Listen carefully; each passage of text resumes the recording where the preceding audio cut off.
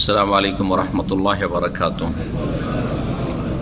إن الحمد لله نحمده ونستعينه ونستغفره ونعوذ بالله من شرور أنفسنا ومن سيئات أعمالنا. من يهده الله فلا مضل له ومن يضلل فلا هادي له وأشهد أن لا إله إلا الله وحده لا شريك له وأشهد أن محمدا عبده ورسوله صلى الله تعالى عليه وعلى آله وصحبه وسلم تسليما كثيرا. أما بعد فقد قال المؤلف رحمه الله تعالى عن أبي هريرة رضي الله عنه قال قال رسول الله صلى الله عليه وسلم حق المسلم على المسلم ست إذا لقيته فسلم عليه وإذا دعاك فأجبه وإذا استنصحك فانصحه وإذا عطس فحمد الله فشمته وإذا مرض فعوده وإذا مات فاتبعه رواه مسلم. যাবতীয় প্রশংসা সালাত ও সালাম নাজিল হোক প্রিয় নবী মুহাম্মদ সাল্লাল্লাহু আলাইহি সাল্লামের উপর। আমাদের ধারাবাহিক আলোচনা প্রতি জুমাবারে এশার সালাতের পরে আমাদের ইসলামী সেন্টার দম্মামে এই বছর 1441 হিজরিতে বুলুগুল মারাম যে হাদিসের গুরুত্বপূর্ণ একটি কিতাব ইমাম হাফেজ বিন হাজার রহমতুল্লাহ আলাইহির সংকলন, তার ধারাবাহিক আলোচনা গত কয়েক বছর থেকেই চলে আসছে। গত বছর শুধু নয়, তার আগে থেকেই চলে আসছে। সপ্তাহে একদিন ক্লাস, সেই জন্য দীর্ঘ সময় লাগলো আমাদের এই কিতাব শেষ করতে। গত সপ্তাহে নতুন একটি অধ্যায় শুরু করেছি, সেটি হচ্ছে বাবুল আদব, আদব বা শিষ্টাচারের অধ্যায়। আদব শরীয়তি নীতিমালা বা ইসলামী আদব কায়দা, ইসলামী আদব কায়দা শিষ্টাচার। এর প্রথম হাদিস ছিল 1249 নম্বর হাদিস, আবু হুরায়রা রাদিয়াল্লাহু তাআলা আনহু থেকে বর্ণিত আদব সম্পর্কে। এবং এই হাদিসের অনুবাদ এবং ব্যাখ্যা মোটামুটি করা হয়েছে। হাদিসের বিষয়বস্তু হচ্ছে যে একজন মুসলিমের আর একজন মুসলিমের ওপর অধিকার, হক বা প্রাপ্য, মুসলিমের অপর মুসলিমের ওপর প্রাপ্য বা অধিকার। কি হক আপনার আমার ওপর, কি হক আর আমার আপনার ওপর কি হক মুসলিম হিসাবে। হাদিসে কয়টি হকের কথা উল্লেখ করা হয়েছে? 6টি। প্রথম হচ্ছে সাক্ষাৎ হলে সালাম দিতে হবে।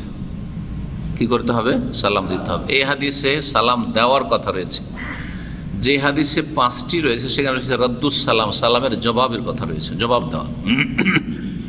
তাহলে দুই হাদিসের শব্দের পার্থক্যে আমরা দুটি মাসআলা বুঝতে পারলাম, যে সালাম দেওয়াও মুসলিমের হক আর সালামের জবাব দেওয়াও এক মুসলিমের অপর মুসলিমের ওপর হক বা অধিকার। কেউ দাওয়াত দিলে কবুল করতে হবে। দাওয়াত বিভিন্ন রকমের হতে পারে, তার মধ্যে বিশেষ করে বলেছিলাম যে ওয়ালিমার দাওয়াত কবুল করা ওয়াজিব। উপদেশ কেউ যদি চায় তাহলে সৎ উপদেশ দিতে হবে, ভালো উপদেশ দিতে হবে, হিতাকাঙ্ক্ষী হইতে হবে। পরামর্শ চায় মানুষ, দিনই অথবা দুনিয়াবি পরামর্শ, যেরকমই হোক না কেন উপদেশ দেওয়া। যদি কারো হাঁচি পড়ে আর সে আলহামদুলিল্লাহ বলে, তাহলে তার তখন একটা অধিকার সাব্যস্ত হয়, সেটা হচ্ছে যে তার জবাবে আপনি কি বলবেন? ইয়ারহামুকাল্লাহ বলবেন, আল্লাহ আপনার ওপর দয়া করুন, রহম করুন। কেউ অসুস্থ যদি হয় কোনো মুসলিম ভাই আর জানতে পারেন আর সেখানে পৌঁছা সম্ভব, তাহলে পৌঁছিবেন, দেখে আসবেন, খোঁজ খবর নিয়ে আসবেন। পৌঁছা সম্ভব নাই কিন্তু যোগাযোগ আছে টেলিফোনে বা যেসব যোগাযোগের আজকাল মাধ্যম রয়েছে, সামাজিক যোগাযোগ মাধ্যম যেটাকে বলা হচ্ছে সোশ্যাল মিডিয়া, ইন্টারনেটের মাধ্যমে, ফেসবুকের মাধ্যমে, হোয়াটসঅ্যাপের মাধ্যমে, ইমোর মাধ্যমে, তাই না, টেলিফোন করে খোঁজ খবর নেওয়া। আর যদি কেউ মারা যায় কোনো মুসলিম ভাই বোন, তাহলে জানাজার অনুসরণ করা মানে জানাজায় উপস্থিত হওয়া। যার দুটো দিক রয়েছে, একটা হচ্ছে জানাজার সালাত আদায় করা, আর একটি হক হচ্ছে দাফনে শরীক হওয়া। দুটো করতে পারলে ভালো, নাহলে কমপক্ষে একটিতে বা প্রথমটিতে, যেটি হচ্ছে জানাজার সালাতে শরীক হওয়া, সেটাতে শরীক হওয়ার চেষ্টা করা। এই ছিল রাসূলুল্লাহ সাল্লাল্লাহু আলাইহি ওয়াসাল্লামের বাণী, সহিহ মুসলিমের। এই মর্মে বেশ কিছু হাদিস রয়েছে। এখন এইগুলির আমরা বিস্তারিত আলোচনা করব এক একটি করে। জি, প্রথম যে বিষয়টি নিয়ে আলোচনা করব সেটা হচ্ছে যে এই অধিকারগুলি কেন এক মুসলিমের অপর মুসলিমের ওপর যে অধিকার বা হকগুলি কেন রাসূলুল্লাহ সাল্লাল্লাহু আলাইহি ওয়াসাল্লাম এই অধিকার কেন দিয়েছেন, যে আপনার কাছে আমার হক আছে আর আপনার কাছে আমার কাছে আপনার পাওনা আছে। একে অপরের কাছে পাওনা রাখে বা অধিকার রাখে কেন? রহস্য কি, উদ্দেশ্য কি, লাভই বা কি এতে? আর এই হকগুলি আদায় না করে লসই বা কি? এই লাভ লসটা প্রথম আমাদের জানতে হবে। তাহলে আমরা এই ক্ষেত্রে কি হব? উৎসাহিত হব, এই কাজগুলি করার জন্য আগ্রহী হব। কারণ যেই ব্যক্তি রহস্য জেনে, লাভ জেনে কাজ করে, আরেকজন না জেনে কাজ করে, দুজনে অনেক পার্থক্য আছে। আপনি এখানে ইসলামী সেন্টারে আসছেন আর ভালো করে জানছেন যে 1 ঘন্টা যদি বসি এখানে ইসলামী সেন্টার দার্সে, তাহলে কি লাভ জেনে আসছেন। যারা পুরাতন ভাইরা বা দূরে থাকলেও হয়তো সরাসরি নতুন কিন্তু অনলাইনে পুরাতন, অনেক আলোচনায় শোনেন, সে জানে যে 1 ঘন্টা বসলে কত ফায়দা রয়েছে, কি লাভ রয়েছে। কিন্তু আরেকজন লোক কিছুই জানে না এই সম্পর্কে, কোনো দিন না সামনে এসে শুনেছে না অনলাইনে শুনেছে। ওকে বললেন যে চলেন ইসলামী সেন্টারে যাই, সে যদি আসেও তার মনে যে কথাটি রয়েছে কতটা গুরুত্ব রয়েছে, আর আপনার কাছে যে আপনি যে নিয়মিত আসেন কত গুরুত্ব, আসমান জমির পার্থক্য রয়েছে, আছে না? নেই কেন এই পার্থক্যটা? অথচ আপনিও 1 ঘন্টা বসে আছেন, সেও 1 ঘন্টা বসে আছে, কিন্তু দুজনের আগ্রহে অনেক পার্থক্য রয়েছে। কারণ আপনি রহস্য জানছেন, লাভ লস জানছেন, ফায়দা বুঝছেন, আর সে বুঝে না। দেখি কি শুনি, দেখি কি বলে, দেখি কি আলোচনা হয়, ব্যাস। তো দিনের যতগুলি হুকুম আহকাম বিধিবিধান আছে এগুলির হেকমাহ বা তত্ত্ব, রহস্য যেটাকে বলা হয়, যে যত বেশি জানবে সে তার দিন পালনে অত বেশি যত্নবান হবে। যে যত বেশি জানবে তত বেশি যত্নবান হবে। একটা লোক সলাতের নামাজের ফায়দা বুঝে সলাত আদায় করছে, আর একটা লোক কিছুই বুঝে না। দুজনে ওই রকমই পার্থক্য। যেমন একটা লোক ডাবের উপকারিতা বুঝে, আর ডাব খেলে কি করতে হয়, ওটাকে কাটতে হয়, তারপরে পানিটা বের করতে হয় বুঝে, তারপরে পানি বের করে সে পানিটা পান করে। আর এক লোক পেয়েছে ডাব, আর তারপরে শুনেছে যে ডাব অনেক উপকারী, কিন্তু ডাব কেমন করে খেতে হয়, কেমন করে কাটতে হয় কিছুই জান না, দিল ওপর থেকে কামড়, লাভ তো কিছু হলো না, লাভের থেকে দাঁতগুলি ভাঙলো, ঠিক না? ওই রকম হচ্ছে আজকাল অধিকাংশ মুসলিমদের ইবাদত বন্দেগী। নামাজ পড়ে স্বাদ পাই না, জাকাত দিয়ে স্বাদ পাই না, দান খায়রাত করে স্বাদ পাই না, আরে লস হইল, আর পয়সা গেল। রোজা রেখে স্বাদ পাই না, আরে কষ্ট হইল, সারা দিন না খেয়ে আছি। হজ করে স্বাদ পাই না, ওমরা করে স্বাদ পাই না, এই জন্য বছর কি বছর ওমরা যায় না। কিন্তু যেই ব্যক্তি হজ করে ওমরা করে স্বাদ পায়, তার সবসময় মনে হয় যে ওখানেই থাকে। জি, কত কোয়ালিটিতে পার্থক্য। এই জন্য যথাসাধ্য হেকমত জানতে হবে, জরুরি নয়। হেকমত না জানলেও আল্লাহ এবং রসুলের কথা মানতে হবে, পালন করতে হবে। কিন্তু হেকমত যদি জানতে পারেন তো এটা আপনার জন্য অনেক ভালো, অনেক ভালো। তা আমরা এই বিষয়টার হিকমত জানবো যে এই যে 6টি হক একের অপরের ওপর, পরস্পর মুসলিমের, এগুলি কেন, এগুলোর লাভটা কি? আর এই হকগুলি যদি নাই থাকতো বা যদি নাই আদায় করি তো লসই বাকি। জি, দেখি একটু চিন্তা করে বলেন দেখি আপনারা, লাভ আছে কিছু এগুলো করলে? কি লাভ আছে? মাশাআল্লাহ, সম্প্রীতি, খুব গুরুত্বপূর্ণ কথা। এটাকে আমরা ভেঙে আলোচনা করি। সম্প্রীতি, ভালোবাসা, পরস্পরের সম্পর্কের বাঁধন মজবুত হওয়া, মজবুত। এমনি বাঁধন আছে মুসলিম হিসাবে, আপনি মুসলিম আমি মুসলিম, কিন্তু এই বাঁধন বিভিন্ন স্তরের হইতে পারে। নাম কেউ আসতে একটা আমাদের সম্পর্ক আছে মুসলিম বলে, আর একটা হচ্ছে কাজের সম্পর্ক আছে। এত মানে মজবুত বাঁধন যে বাঁধনকে কেউ ছেড়তে পারবে না, কোনো শক্তি ছেড়তে পারবে না, দুনিয়ার কোনো কিছু দিয়ে ছেড়তে পারবে না, এইরকম বাঁধন। তো এই বাঁধন ইসলামের যে মুসলিমদের মাঝে বাঁধন যে আল্লাহ দিয়েছে, ইন্নামাল মুমিনুনা ইখওয়া, নিশ্চয়ই মুমিনরা পরস্পর ভাই। এক ভাইয়ের আরেক ভাইয়ের সাথে যে সম্পর্কটা হবে, এক বোনের আরেক বোনের সাথে যে সম্পর্কটা হবে ইসলামের ভিত্তিতে, অন্য কোনো কিছুর ভিত্তিতে না, দুনিয়ার কোনো সম্পর্কের আত্মীয়তার ভিত্তিতে, রক্তের ভিত্তিতে, না ভাষার ভিত্তিতে, না আঞ্চলিকতার ভিত্তিতে, না রঙের ভিত্তিতে, কালো কালো এক, সাদা সাদা এক, এশিয়ানি এশিয়ানি এক, না না না, এইসব কিচ্ছু না। সম্পর্ক হচ্ছে ঈমান, ইসলাম, দ্বীনের সম্পর্ক, তৌহিদের সম্পর্ক, সুন্নাহর সম্পর্ক।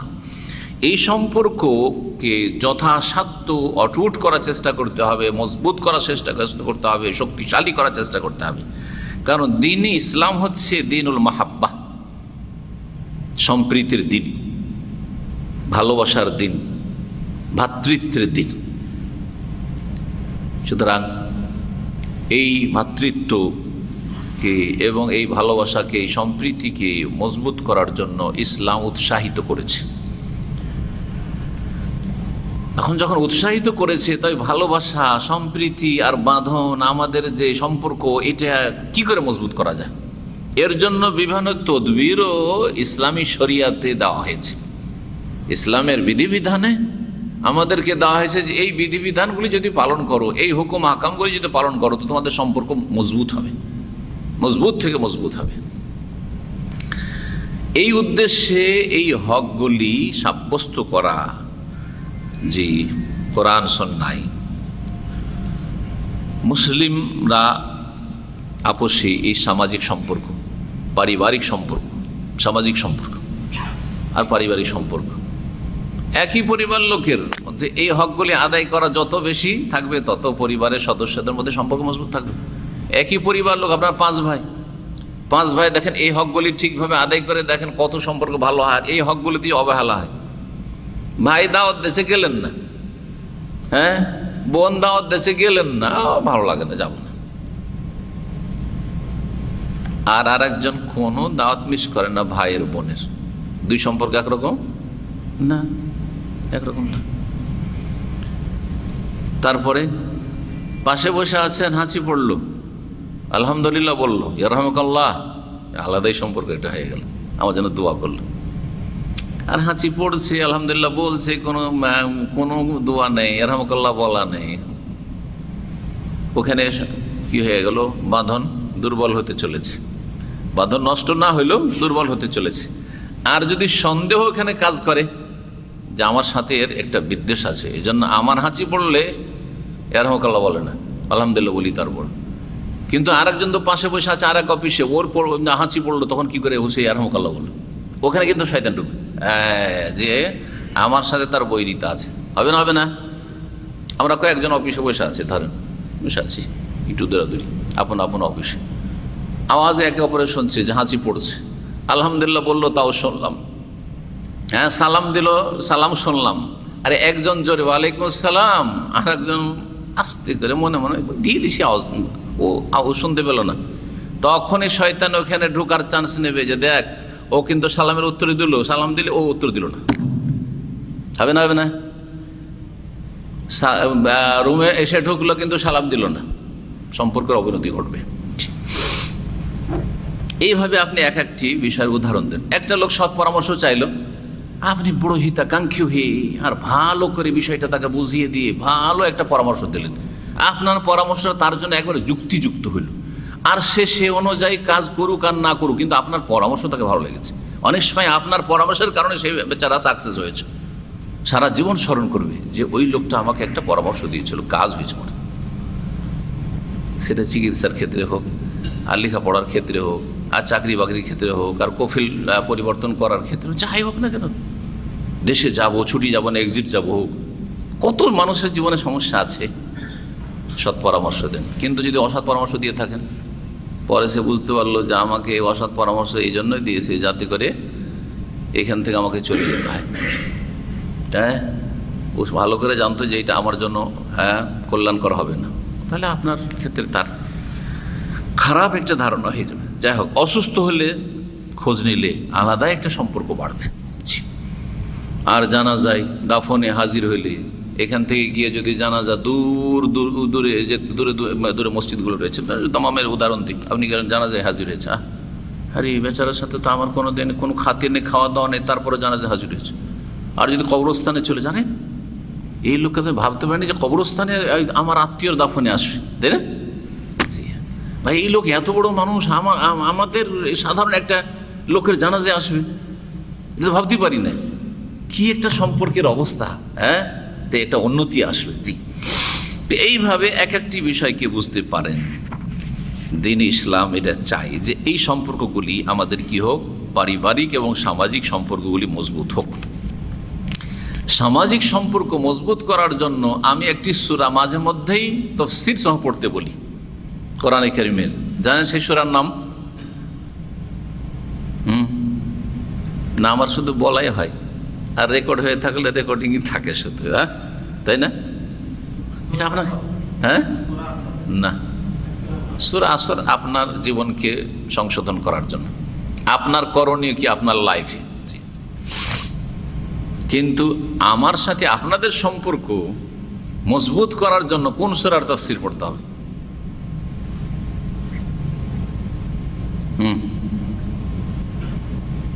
জি, হ্যাঁ, বলেন। কেউ নেই না? তাহলে তো আমাকে বলতে হয় তাহলে উত্তর।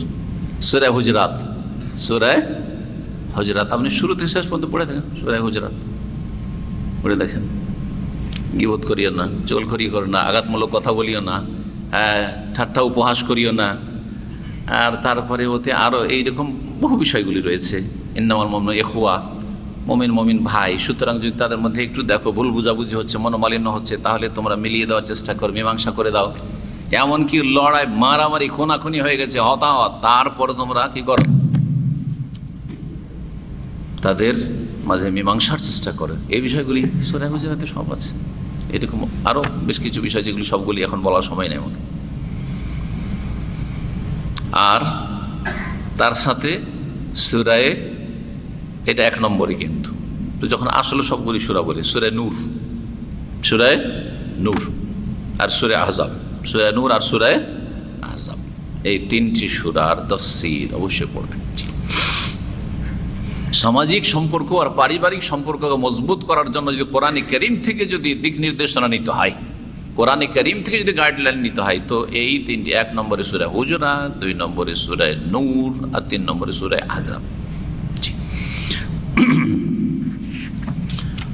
এখন আসেন, প্রথম যে বিষয়টি ছিল সেটা হচ্ছে সালাম। সালামের ক্ষেত্রে 2টো দিক আছে, সালাম দেওয়া এবং সালামের জবাব দেওয়া। জি হ্যাঁ, এই বিষয়টি এত গুরুত্বপূর্ণ বিষয় সামাজিক পারিবারিক সম্পর্ককে মজবুত রাখার ক্ষেত্রে যে আল্লাহ কোরআনে কারীমের একাধিক আয়াতে উল্লেখ করেছেন। সালামেরও মতো একটি বিষয় কোরআনে কারীমে যদি কয়েক জায়গায় থাকে, কত গুরুত্বপূর্ণ তার বিষয়টি চিন্তা করেন। আল্লাহ বলছেন, ইয়া আইয়ুহাল্লাযীনা আমানু, হে ঈমানদারগণ, লা তাদখুলু বুয়ুতান গায়রা বুয়ুতিকুম, তোমাদের নিজেদের বাড়ি ছাড়া অন্য কারো বাড়িতে তোমরা প্রবেশ করবে না, মানে বিনা অনুমতিতে প্রবেশ করবে না। আসল হচ্ছে যে অপরের বাড়িতে প্রবেশ করা যাবে না, এটা হচ্ছে আসল। আমার পাশের বাড়ি না, প্রবেশ করা যাবে না, এটা হচ্ছে আসল শুনে রাখেন। কিন্তু কখন প্রবেশ করা যাবে? জি, হাত্তা তাস্তানিসু, যতক্ষণ পর্যন্ত তাদের সাথে একটা যোগাযোগ না হয়ে যাবে। উনস থেকে তাস্তানিসু, শাব্দিক অর্থ উনস আমি বুঝাবার জন্য এরকম অর্থ করলাম, এমনি ভাব অর্থ তাস্তানিসু মানে যতক্ষণ পর্যন্ত তাস্তাযিন, অনুমতি না নিয়ে নেবে। অনুমতি চাওয়াটাই হচ্ছে তাদের সাথে একটা যোগাযোগ হয়ে যাওয়া, যে হ্যাঁ অবগতি, জেনে গেছে যে কে এসছে, জেনে গেছে। হাত্তা তাস্তানিসু মানে হাত্তা তাস্তাযিনু, এটা ভাব অর্থ, কিন্তু শাব্দিক অর্থ হচ্ছে এই উতলবুল উনসা। উনস মানে হচ্ছে যোগাযোগ বা সম্পর্ক, যতক্ষণ পর্যন্ত তাদের সাথে যোগাযোগটা না তুমি করে নেবে, না জানি কে কি অবস্থায় আছে না আছে, মহিলা আছে কি না, আর আছে তো কি অবস্থায় আছে, পুরুষ আছে তো আছে কি অবস্থায় আছে, হয়তো কাপড় বদলাচ্ছে, হয়তো আর কিছু করছে, হয়তো এমন পোশাকে আছে যে পোশাকে আপনার সাথে দেখা করতে চাই না, কারোর সাথে দেখা করতে চাই না। জি, হতে পারে না, পুরুষ হইতে পারে। এই জন্য ব্যাচেলর রুমের ক্ষেত্রে আপনারা কিন্তু এই ক্ষেত্রে অনেক অবহেলা করেন। এটা শুধু যেখানে পরিবার নিয়ে থাকে সেখানে নয়, ব্যাচেলর রুমে, পাশাপাশি রুম, আপনি হঠাৎ করে ঢুকছেন পাশের বন্ধু রুমে, আবার সে আপনার রুমে ঢুকছে। রে ভাই, হয়তো এমন সময় আপনি তার রুমে ঢুকছেন যেই সময় কাপড় পরিবর্তন করছে, আর ও ভাবছে যে আমার রুমে তার কেউ নাই, ও কাপড় গুলিয়ে পরিবর্তন করছে। হইতে পারে না? তারপরে অনেকে আছেন মাশাআল্লাহ খুব ভদ্র, সে আপনাকে গেঞ্জি আর লুঙ্গিতে দেখতে চায় না বা দেখা দিতে চায় না, আছে অনেকে আছে। অথবা খালি গায়ে দেখা দিতে চায় না, সেই সময় খালি গায়ে গেঞ্জিটা খুলেছে। জি না, মোটেই না। গাইরা বুয়ুতুকুম, সেটা তোমার বাসা নয়, তোমার বাড়ি নয়। বাড়ি হোক আর বাসায় হোক, যাই বলেন না কেন, অস্থায়ী হোক আর স্থায়ী হোক, তোমরা তোমাদের বাড়ি, নিজেদের বাড়ি ছাড়া অন্যের বাড়িতে প্রবেশ করবে না। কতক্ষণ? হাত্তা তাস্তানিসু, যতক্ষণ পর্যন্ত অনুমতি না নেবে। আর অনুমতি নেওয়া কিরকম? হ্যাঁ, কথার দ্বারা আর কাজের দ্বারা দুটোই হইতে পারে। কথার দ্বারা আর কাজের দ্বারা দুটোই হইতে পারে। কথার দ্বারা হচ্ছে আসসালামু আলাইকুম আদ খোলো, যেমন হাদিসে এসছে কিন্তু এই শব্দগুলি। আসসালামু আলাইকুম, আসবো কি, ঢুকতে পারি, প্রবেশ করতে পারি, আদ খোলো, এই শব্দগুলি হাদিসে এসছে। 3 বার বলবে আসসালামু আলাইকুম, আসবো, আসতে পারি, ঢুকবো, করতে পারে, সালাম দেবেন আসসালামু আলাইকুম আদ খোলো, সালামু আলাইকুম আদ খোলো। এবার তাড়াতাড়ি নয়, আবার যেমন কিছু লোকের আবার বেল বাজানো শুরু করে, চেপে যে ধরেছে, যতক্ষণ বেরিয়ে দৌড় দিয়ে নিয়ে আসবো ছাড়বে না। মূর্খ একবারে। বাচ্চাদের তরবিয়ত করে, অনেকে বাচ্চারা জানে না, উত্তেজিত হয়ে এসছে, সারাদিন লেখাপড়ে করে খিদার তাড়নায় দৌড় দিয়ে গেটে এসছে, আর মা খুলছে না, ওই যে চেপে ধরে যাবে, ওর মাথা খারাপ হয়ে গেছে। যদি 20 সেকেন্ড দেরি হয়, ও যে কি করবে। জি হ্যাঁ, তো ছোট থেকে বাচ্চাদেরকে শেখাতে না। আগে এইটা কথার দ্বারা একবার বললেন, তারপরে এতক্ষণ আসসালামু আলাইকুম আদখল, কিছুক্ষণ থেমে গেলেন, যাতে করে রুমে থাকলে রুম থেকে গেট পর্যন্ত আসতে সময় পায়। একটু প্রস্তুতি নিতে হচ্ছে, খালি গায়ে ছিল, গেঞ্জিটা গায়ে দিতে হচ্ছে, তারপর আসতে হচ্ছে, সময় দেন তাকে। মোটামুটি 30 সেকেন্ড থেকে 1 মিনিট সময় দেন আপনি। এই নয় যে 5 সেকেন্ড পর পর, 10 সেকেন্ড পর পর শুরু করে দিয়েছেন একবারে, না না না, 1 মিনিট করে সময় দেন। একবার বলার পরে 3 বার হয়ে গেলে কোনো সাড়া শব্দ এলো না, তখন ফিরে চলে আসতে হবে। এই নয় যে দেখি খুলে, যদি খোলা তাকে ঢুকে যাবো, না না, মোটে চলবে না।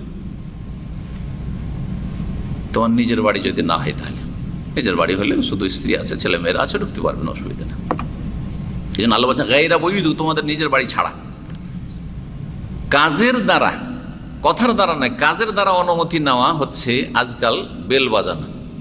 আর যখন বেল ছিল না তখন নক করা, ঠক ঠক করা। জি হ্যাঁ, এটা সাহাবীদের আমল ছিল। কানা আসহাবু রাসূলিল্লাহ সাল্লাল্লাহু আলাইহি ওয়াসাল্লাম ইয়াকরাউনাল আবওয়াবা বা ইয়াকরাউনাল বাবা বিল আজাফির। রাসূলুল্লাহ সাহাবীরা কারো দরজায় খটখটাইতেন বা ঠকঠকাইতেন, নক করতেন। আজকাল ইংলিশ ভাষা বেশি ব্যবহার করে মানুষ, ওই ঠকঠকানো খটখটানো কেউ বলে না, কি বলে, অমুকের গেটে গিয়ে নক করলাম, গেট ইংলিশ, নক ইংলিশ করলাম, কিন্তু কোনো রিপ্লাই করলো না, সবগুলি বাংলা না। সুবহানাল্লাহ, আমরা বাংলার 12টা বাজিয়ে দিয়েছি। আর আজকাল কিছু লোকেরা শ্রোতা এমন হয়েছে যে বক্তা যদি একটি ইংলিশ ম্যান পায়, তো কোরআন হাদিস বলুক বা কুফরি কথা বলুক, ওতে যায় আসে না। যখন এই কথাটি আসলো তখন একটা কথা মনে পড়লো, বলি। কারণ গত সপ্তাহে প্রশ্ন করেছিল এক ভাই, কিন্তু প্রশ্ন করলো ওপরে, আমি বললাম ঠিক আছে, ওখানে এসে প্রশ্ন করেন, আর প্রশ্ন এখানে এসে করলো, উত্তর দেওয়া হয়। এক বক্তা বলছে যে নবী করিম সাল্লাল্লাহু আলাইহি ওয়াসাল্লাম, তার ভাষার শাব্দিক মানে অর্থ করছি, কিন্তু হয়তো নবীকে রসুল বলতে পারে, আর কিছু বলতে পারে, কারণ এই ভাষাতে তারা বলে না। বলছে রাসূলুল্লাহ সাল্লাল্লাহু আলাইহি ওয়াসাল্লাম মক্কি জীবনের অবস্থা বল, ক্রিকেটের সাথে তুলনা করে, মদিনার জীবনের সাথে তুলনা করলেন। হ্যাঁ, ক্রিকেটার সাথে, ক্রিকেট খেলার সাথে। এ তো বেয়াদবি আছে, এটা তো বেয়াদবি না হয়, চরম বেয়াদবি। কিন্তু এই চরম বেয়াদবিটা আমাদের দেশের আলেম ওলামারা ধরেছে বা জনগণ ধরেছে, কিন্তু কুফরি কথাটা ধরেনি, শিরকি কথাটা ধরেনি। সেটা হচ্ছে কি, মদিনায় এসে নিজ ক্ষমতায় জ্বলে উঠলেন। মদিনায় এসে, ভাষাটা শুনে দেখবেন কেউ, বা শুনেছেন, তাদের মনে আছে। নিজ ক্ষমতায় কি করলেন? জ্বলে উঠলেন। এখন প্রশ্ন হচ্ছে, রাসূলুল্লাহ সাল্লাল্লাহু আলাইহি ওয়াসাল্লাম নিজ ক্ষমতায় মদিনায় জ্বলে উঠলেন, মানে মদিনায় যে ইসলামের বিজয় হলো, ইসলাম শক্তিশালী হলো, এটাকে সে এই ভাষাতে বোঝাতে চাইছে। তো মদিনায় নিজের ক্ষমতায় জ্বলে উঠলেন না আল্লাহর ক্ষমতাতে জ্বলে উঠলেন? তাহলে এটা তাওহীদ আর শিরক নয়। আল্লাহর ক্ষমতায় জ্বলে উঠলেন, আল্লাহু মুতিম্মু নূরি, আল্লাহ তার জ্যোতিকে, নূরকে পূর্ণতা দান করবে, এটা হচ্ছে তাওহীদ। কথা বোঝা গেছে? এটা হচ্ছে ইসলাম, এটা হচ্ছে ঈমান। আর যে বলবে নবী মদিনায় নিজ ক্ষমতায় জ্বলে উঠলেন, এটা হচ্ছে কুফরি কথা, এটা হচ্ছে শিরকি কথা। জি, চরম অপরাধ এটি। এইগুলো হচ্ছে সমাজের বক্তা। হ্যাঁ, কারণ ইংলিশ ম্যান, যে ওই যে যেমন করে একটা আমি সেন্টেন্স বললাম যে শব্দগুলি সব ইংলিশ, আর শেষখানে আছে নাই লাগিয়ে দেন, বাংলা হয়ে গেল। হ্যাঁ, আমরা যখন ইউপিতে লেখাপড়া করতে এলাম, তখন অনেকে কিন্তু বাঙালিরা লেখাপড়া করতে এসে ওই বাংলা বলে অভ্যাস, তো উর্দু ভালো জানে না, মাদ্রাসা থাকলো ভালো জানে না। তো তারপর আলহামদুলিল্লাহ তাড়াতাড়ি করে বাঙালিদের একটা বৈশিষ্ট্য যে উর্দুটা শিখে নেয়। উর্দু আলহামদুলিল্লাহ বলতে পারে, কেরালাদের মতো না, তাই না? তামিলদের মতো না। এরা 10 বছর থাকে, বলতে পারে না, আপনাদের সাথে আরবি বলছে, উর্দু বলতে পারে না। কিন্তু বাঙালি জাতি তাড়াতাড়ি উর্দু হিন্দি ধরে নেয়, এটা বৈশিষ্ট্য আলহামদুলিল্লাহ। তো বাঙালির তো পড়তে পারে। আর উর্দু ভাষীরাকে আমরা বলতাম যে আচ্ছা, তোমাদের উর্দু তো আমরা শিখে নিলাম, কিন্তু তোমরা আমাদের বাংলা কেন একটাও শিখতে পারো না, শিখো। তখন ওই উর্দু ভাষী আমাদের ইউপি আর বিহারের ছেলেরা আমাদেরকে বলতো রসিকতা করে যে বাংলা খুব সহজ, শেষখানে আছে আর নেই লাগিয়ে দিতে হবে। শেষখানে কি করতে হবে? আছে আর নেই, এই দুটো কথা লাগিয়ে দিতে হবে। আর আমরাও বলতাম যে তোমাদের উর্দু হিন্দিও খুব সহজ, বাস যা কিছু বলবো বললো না, শেষ কাছে হ্যাঁ হ্যাঁ আর নেই হ্যাঁ, বাস উর্দু হিন্দি হয়ে গেল। জি, এই হলো অবস্থা, কি বুঝলেন? তো এই ইংলিশম্যান বক্তারা দাল্লুন মুদিল্লুন, আকীদার এত বড় ত্রুটি যে কুফরি কথা বলছে, সে নিজেও বুঝে না যে আমি কুফরি কথা বলে দিলাম, আর শ্রোতা দর্শকও বুঝে না অধম যে আমাদের বক্তা কুফরি কথা বলছে। আর এই অসৎ পাপিষ্ট ক্রিকেটারদের সাথে, অধিকাংশ তাদের অসৎ, তাদের সাথে এই ক্রিকেট খেলা একটা যে খেলা আল্লাহর জিকির থেকে অধিকাংশ লোকে গাফিল করে দেয়। হ্যাঁ, ঘন্টার পর ঘন্টা খেলা চলতে থাকে। এর সাথে তুলনা করা ইনিংস, আমি এসব ভাষা জানতাম না, আলহামদুলিল্লাহ জানতাম না। তো এই শুনলাম ইনিংস, না কি বলছে ইনিংস, আউযুবিল্লাহ, এসব চরম বেয়াদবি। আর এই যে শেষ কথাটি, এটি হচ্ছে কি কুফরি কথা। ওয়ালাইকুম আসসালাম। তো কি বলতে গিয়ে বললাম এই কথাটি? হ্যাঁ, কি বলতে গিয়ে? হ্যাঁ, দরজা। সাহাবীরা কি করতেন? কারো দরজায় গেলে কি করতেন? ইয়াকরাউন, কারা থেকে ইয়াকরাউ মানে খটখটাইতেন বা ঠকঠকাইতেন। হ্যাঁ, কি বলেন আপনারা? ঠকঠকা বলেন না খটখটানো বলে? দুটো বিভিন্ন অঞ্চলে বিভিন্ন ভাষাগুলি আছে। এভাবে নক করতেন। বিল আজাফির, কিভাবে? আমি তো এইভাবে দেখাচ্ছি, এটা করা যায় যেখানে যেটা সুবিধা হয় আপনার জন্য, কিন্তু তারা বিল আজাফির, হ্যাঁ, নখের অগ্রভাগ দিয়ে এইভাবে এইভাবে বা এইভাবে, জি, বিল আজাফির, এইভাবে নক করতেন। তাহলে কি বোঝা গেল এর দ্বারা? যে এইভাবেও আপনি করতে পারেন। কোনো একটা বাসাতে গেছেন, আর বাসায় যাওয়ার পরে কি করছেন আপনি?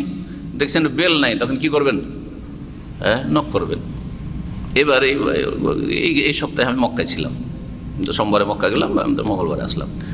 তো ওখানে এক ভাই মাশাআল্লাহ উচ্চশিক্ষিত ডাক্তার এসছেন, অনেক আগে থেকে পরিচয়, একবার আমার সাথে হজ করেছে, ভিআইপি মাশাআল্লাহ। আবুল খায়ের যে গ্রুপ আছে না বাংলাদেশে, এই আবুল খায়ের সাহেবের ছেলের জামাই, মানে ওই বংশের জামাই, বর্তমান যে আবুল খায়ের কোম্পানি, তার যে বড় ভাই তার জামাই, কিন্তু বড় দিনদার আর সালাফি সহি আকীদার লোক মাশাআল্লাহ। তোমার সাথে যোগাযোগ রাখে। তো বলে শেখ আমাদের 2টো রুম আছে, আসেন এখানে। আমিও দেখলাম যে আমার একটা রুম আর ওদের 2টো রুম আছে, তো এদিকে বসে যেতে পারবেন, একটু কথা বলবো।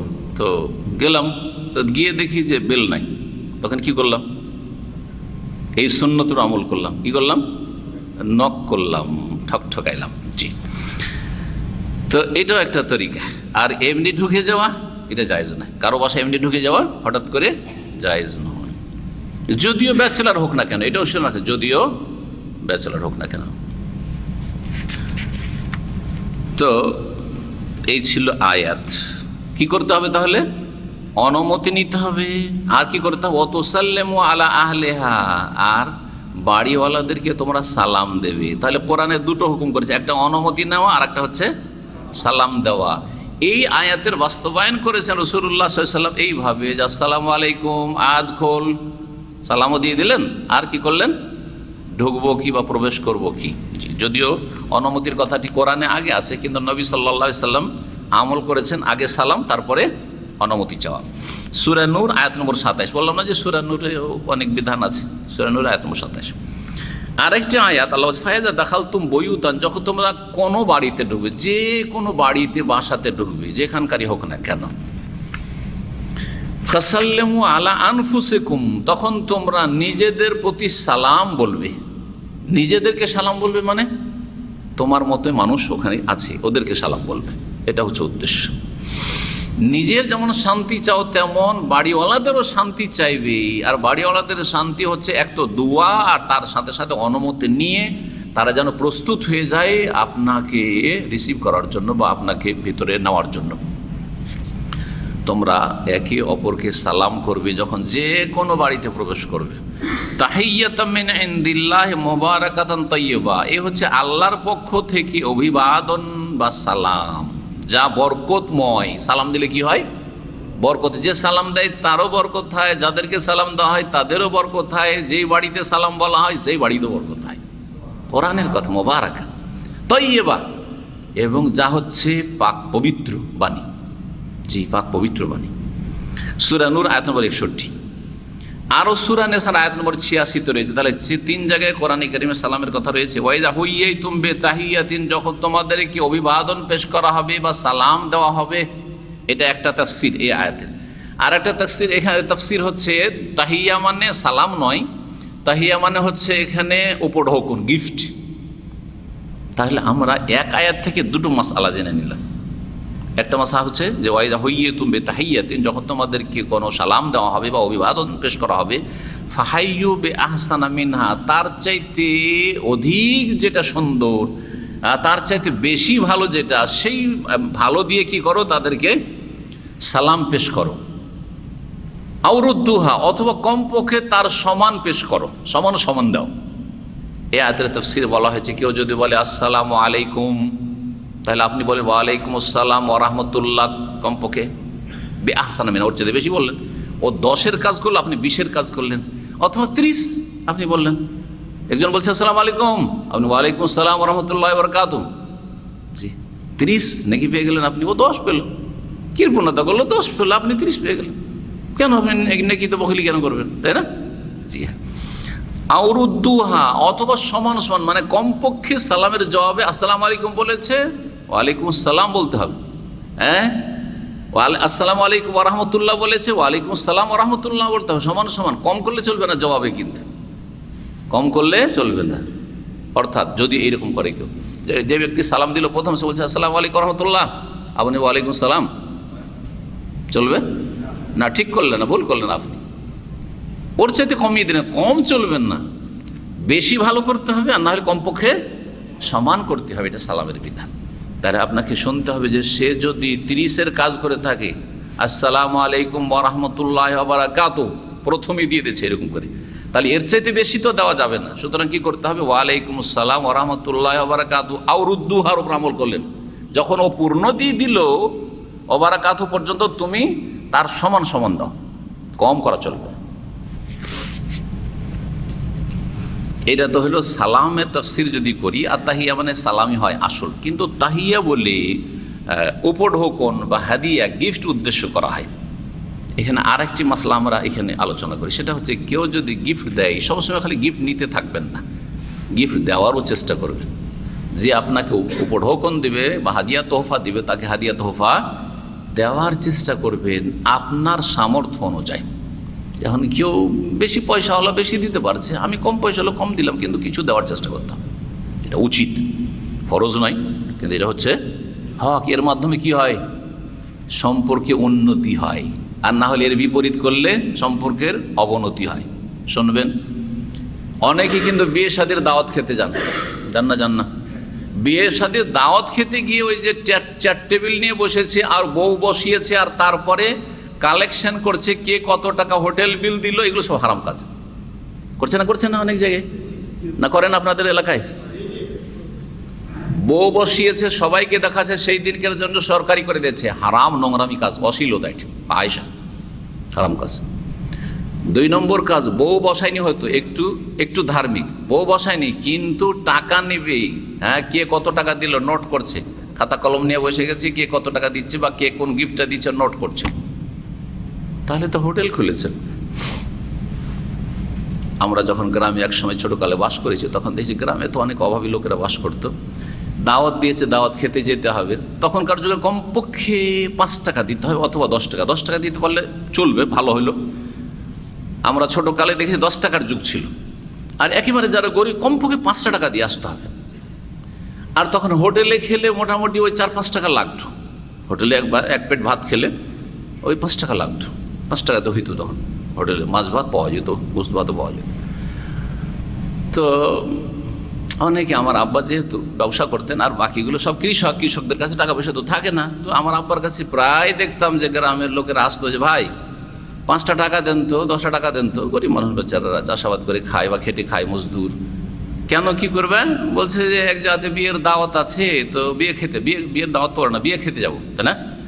বিয়ে খেতে যাব, তো খালি হাতে কি করে যাব, লজ্জাও লাগছে, আর না যাব তো ওরা আবার রাগ করবে হয়তো, হ্যাঁ ভুল বুঝবে, আর টাকা পয়সা বাড়িতে নেই, তো এই 5টা টাকা দেন তো ভাই, বা 10টা টাকা দেন তো ভাই।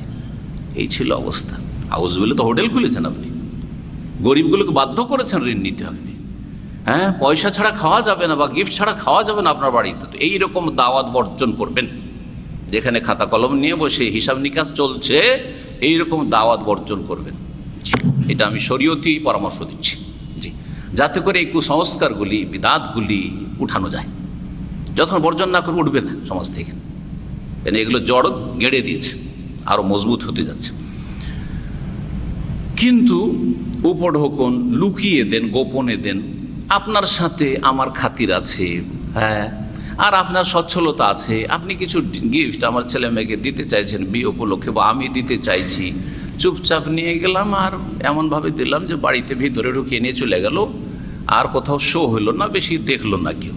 তাহলে ওই গরিব লোকেরা যারা কিছু দিল না, বা এমনি সচ্ছল লোক খালি হাতে এসে কিছু দেয়নি, তারাও লজ্জা পেল না, লজ্জিত হলো না, হ্যাঁ, আর মানুষ দিতেও বাধ্য হলো না, এমন কিছু আর আপত্তিকর কিছু থাকলো না। গিফট দেওয়া নেওয়া অবশ্যই শরীয়ত সম্মত, কিন্তু যাতে কোনো লোক চাপের মুখে না পড়ে, লজ্জিত না হয় অথবা লাঞ্ছিত না হয়। কথা বলছেন না?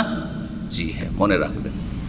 তো এই ক্ষেত্রে এই আয়াত, আর শুধু দাওয়াত খাওয়ার ক্ষেত্রে না, এমনি একজন ভাই মাঝে মধ্যে আমাকে গিফট দেয়, আমারও উচিত তাকে কিছু দেওয়া। যদি এই সুন্নতটা আমরা আজকাল ভালো ভালো মানুষরা আমল করি না, কিন্তু রাসূলুল্লাহ সাল্লাল্লাহু আলাইহি সাল্লাম অভাবের যুগে আমল করতেন। কেউ তাকে কিছু দিলে দিতেন এবং তার চাইতে ভালো দিতেন, শুধু দিতেন না, তার চাইতে ভালো দিতেন। আমরা তার চাইতে ভালো না দিতে পারলেও কমপক্ষে কিছু দেওয়া উচিত। সবসময় শুধু নিতেই থাকবেন, এটা ভালো জিনিস নয়, আর এটা আসলে শরীয়তের আলোকেও ঠিক না। আল্লাহ কি বলছেন, ওয়াইদা হুইয়াতুম বিতাহিয়াতিন, যখন তোমাদেরকে কোনো উপঢৌকন দেওয়া হবে, ফাহাইয়ু বিআহসানা মিনহা, তার চাইতে বেশি ভালো দাও। তাইলে আপনাকে কেউ যদি একটা কলম দেয় 10 টাকার, তাহলে আপনি সেটা 12 টাকা, 15 টাকা, 20 টাকার দেওয়ার চেষ্টা করেন। একটু উদাহরণ, জি, আপনাকে একটা কেউ মাশাআল্লাহ কাপড় দিল, আপনি আর একটা কাপড় দেন, হ্যাঁ, যেটা হয়তো আপনি আপনার এলাকা থেকে নিয়ে আসতে পারবেন, বা আপনার যেটা পারলেন আপনি দিলেন, তার সাথে ভালো দেওয়ার চেষ্টা করেন যদি সচ্ছলতা থাকে। আর যদি না থাকে, না রে ভাই, তো আওরুদ্দুহা, বা কমপক্ষে সমান ফেরত করো। আপনাকে 10 টাকার জিনিস দেয়, আপনিও 10 টাকার জিনিস কমপক্ষে দেওয়ার চেষ্টা করেন।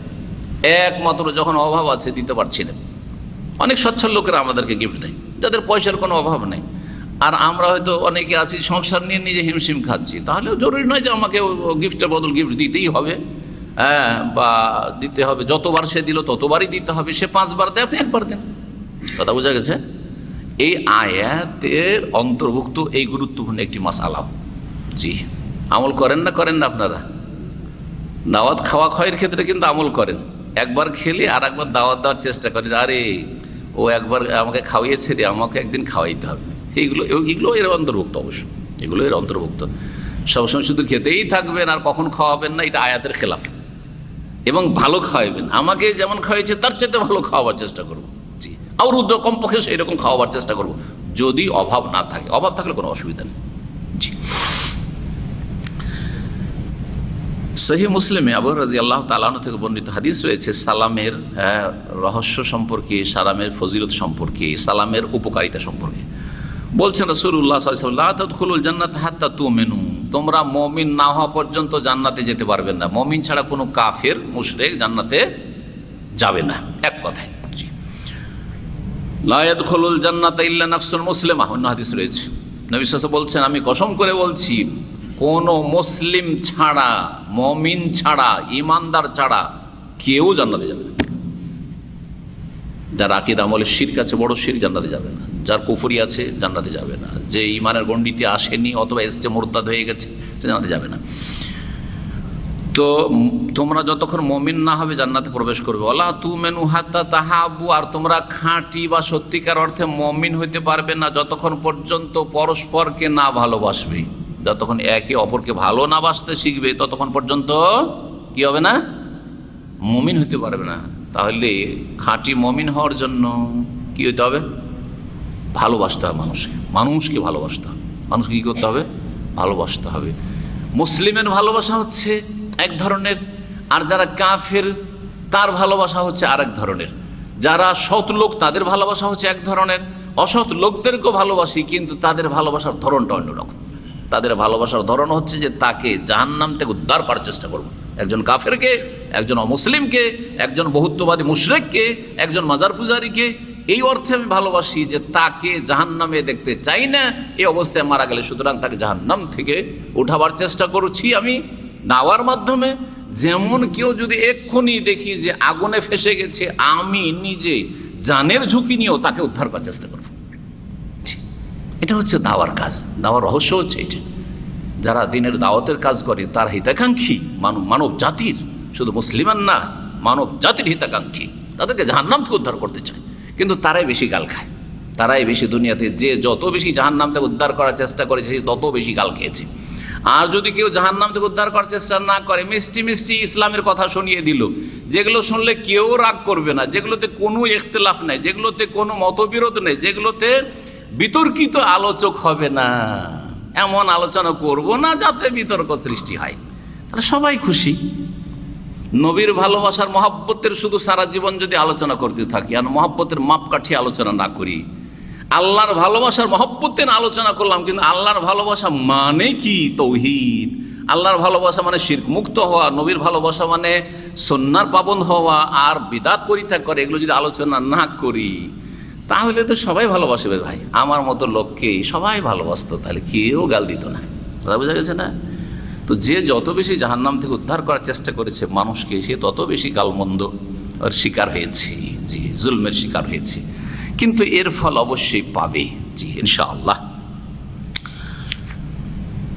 মুমিন হওয়ার জন্য কি করতে হবে? ভালোবাসতে হবে। নেক লোকের ভালোবাসা, সার্বিক দিক থেকে ভালোবাসি নেক লোক। মুসলিম সমাজের অসৎ লোকদেরকেও ভালোবাসি, কিন্তু তাদের এই যে বাঁকা হয়ে গেছে ওকে সোজা করার চেষ্টা করব। হ্যাঁ, তার বক্রতাকে ঠিক করার চেষ্টা করব।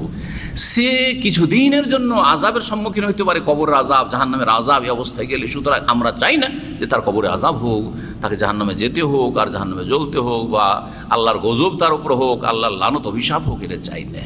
এটা হচ্ছে তার দরুদ, সেজন্য দাওয়ার কাজ করি। নাহলে বেনামাজিকে নামাজি বানিয়ে আমার ব্যক্তিগত লাভটা কি? আমার ব্যক্তিগত কোনো লাভ আছে? নেকি আছে অবশ্যই, কিন্তু কাছে ব্যক্তিগত দুনিয়ার কোনো লাভ আছে?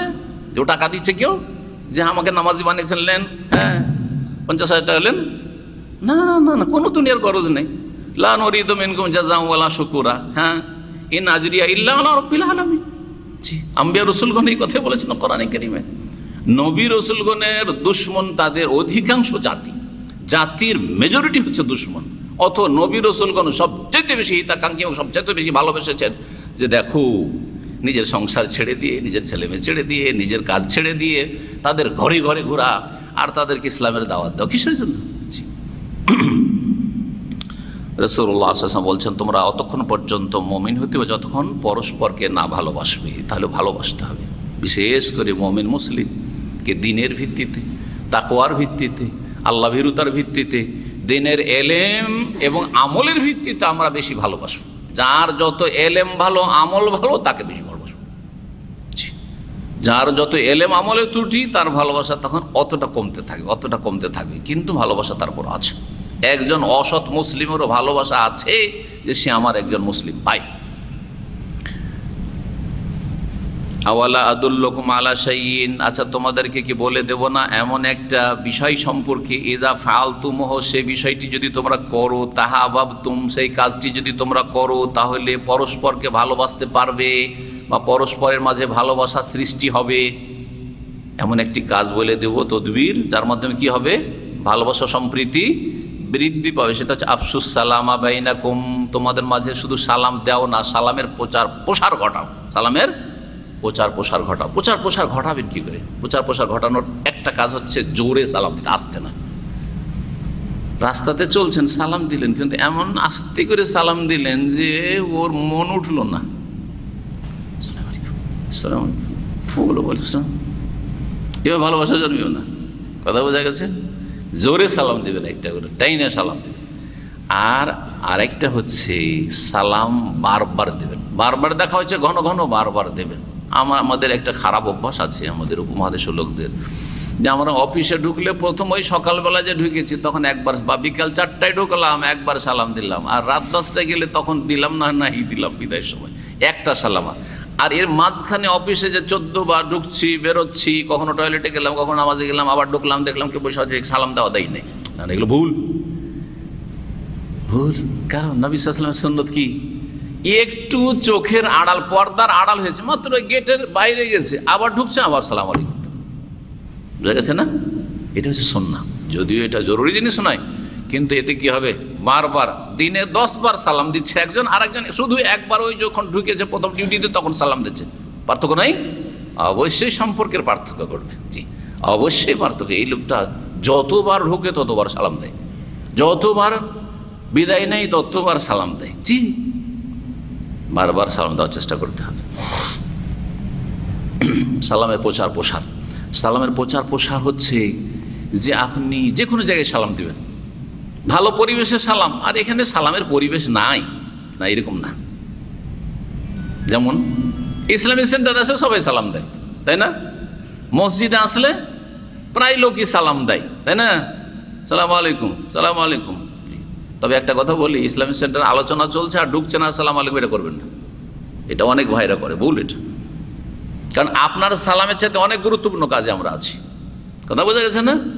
আপনি লেট করে আসছেন, সুতরাং এমনি বসে যান, সালাম দিয়ে ডিস্টার্ব করবেন না। এলমে আপনি ব্যাঘাত ঘটালেন, যারা এলম হাসিল করছে তাদের মনোযোগটাকে কেড়ে নিলেন আপনি। আর যে বলছে তারও মনোযোগটাকে কেড়ে নিলেন। ওই দিকে যখন ব্রেনটা চলে গেল, তখন এমন হলো যে ওই যে যারা ওই তাঁতের কাজ করে, ওদের একটা সুতা যদি এদিক ওদিক হয়ে যায়, ফেঁসে যায়, তা আবার ঝামেলা, আবার ঠিক করো, পুরা সুতা ঠিক করতে না। আবার তখন জিজ্ঞাসা করতে, ভাই কি বলছিলাম, কি আলোচনা করছিলাম ভাই, বলতে হয় না?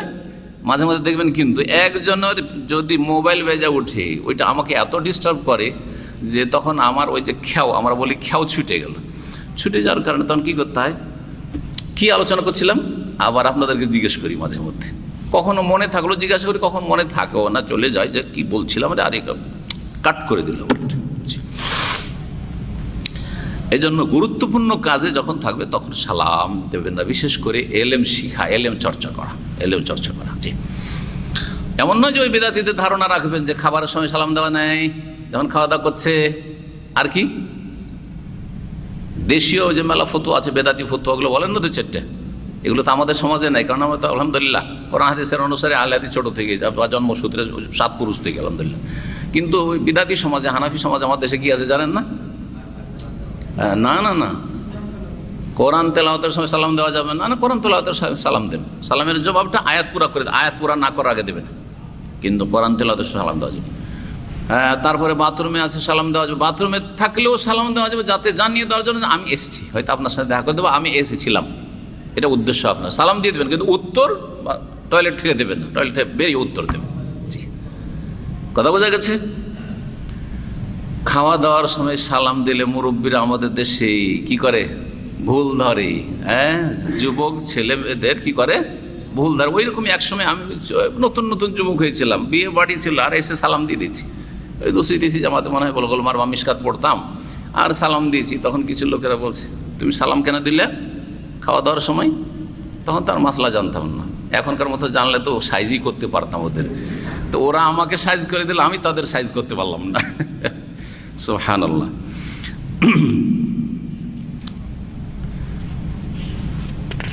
সালামে প্রচার প্রসার ঘটাতে হবে, বারবার করে সালাম দিতে হবে। সালামের প্রচার প্রসারের আর একটা দিক বলছিলাম, সেটা হচ্ছে যে কোনো জায়গায় সালাম দেবেন।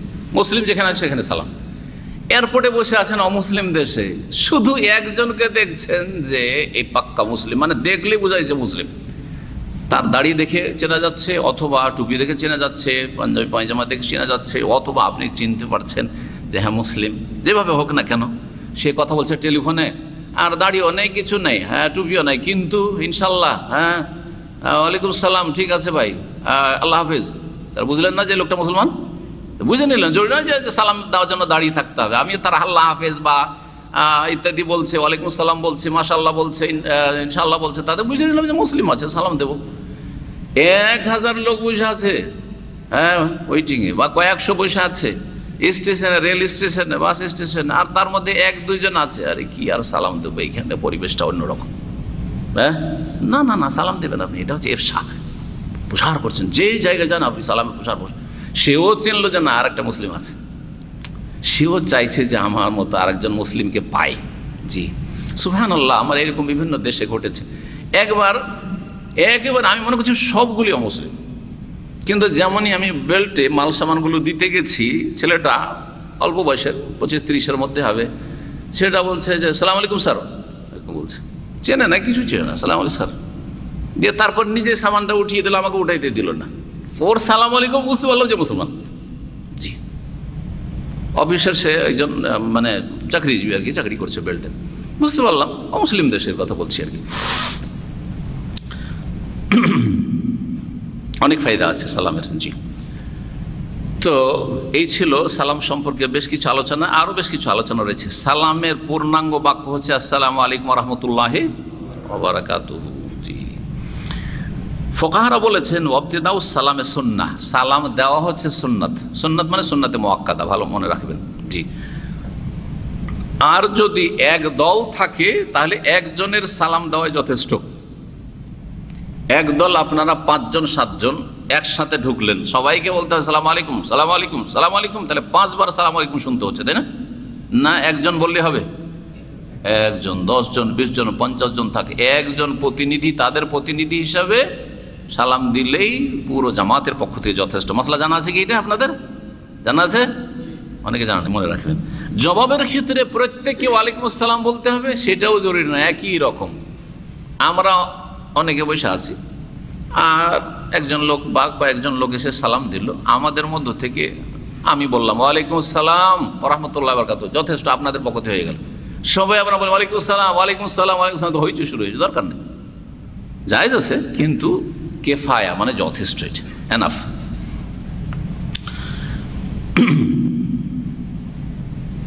তারপরে একজনকে সালাম দিলেন, আর তারপরে 2-4-5 মিনিটের মধ্যে আবার দেখা হইলো, সুন্নত হচ্ছে আবার সালাম দেন, তৃতীয়বার দেন, যতবার দেখা হচ্ছে, বহুবার দেখা হচ্ছে, বহুবার সালাম দেন।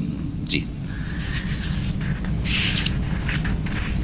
যদি কোনো মানুষ একবার সালামের উত্তর না দেয় আপনাকে, তো আপনার জন্য কি এটা বৈধতা প্রমাণ করে যে আপনি আর ওকে সালাম দেবেন না? না, এটাও না। কারণ অনেকে আমরা কিন্তু এটা মনে করি, অনেক ভালো ভালো মানুষ মনে করি, আরে ওকে সালাম দিয়েছি আমি এর আগে একবার, সালামের উত্তর দেয় না।